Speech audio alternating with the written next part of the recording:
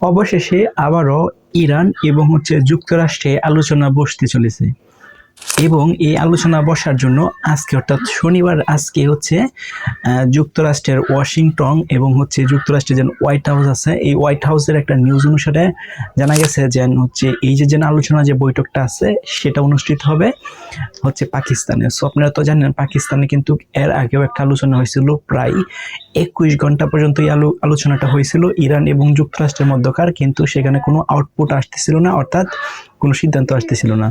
তো এভাবেই কতদিন পার হয়ে যাওয়ার পর এইরকম নিউজ কিন্তু আসতেছিল যে ওই দিন আবার আলোচনায় বসবে, কিন্তু অ্যাটলিস্ট এখন নতুন করে যে ডেটটা ঠিক হয়েছে সেটা হয়তোবা কাল কিংবা পরশু এই আলোচনাটা হবে। এবং অলরেডি যুক্তরাষ্ট্রের যে হোয়াইট হাউস আছে, হোয়াইট হাউসের কিছু প্রশাসনিক কর্মকর্তা অলরেডি আজকে চলে যাবে পাকিস্তানে, এবং এই পাকিস্তানে যাওয়ার পর পাকিস্তানের যে ঊর্ধ্বতন কর্মকর্তা আছে, অর্থাৎ পাকিস্তানের সেনাপ্রধান বলেন এবং পাকিস্তানের প্রধানমন্ত্রী বলেন এবং এরকম যারা ঊর্ধ্বতন কর্মকর্তা আছে তাদের সাথে বৈঠক করবে।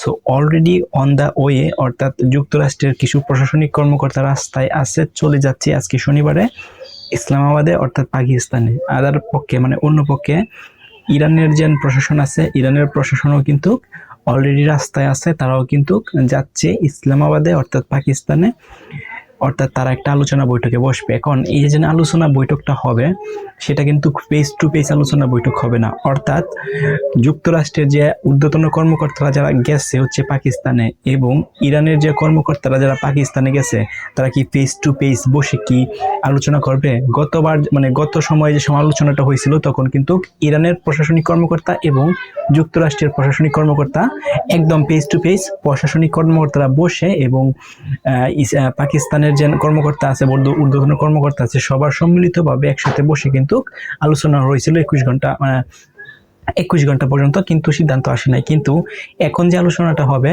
সেখানে কিন্তু ফেস টু ফেস আলোচনা হবে না, অর্থাৎ যুক্তরাষ্ট্রের যে কর্মকর্তা আছে তারা যে মতামত আছে, তাদের যে একটা দাবি আছে সেটা পাকিস্তানের ঊর্ধ্বতন কর্মকর্তাকে জানাবে।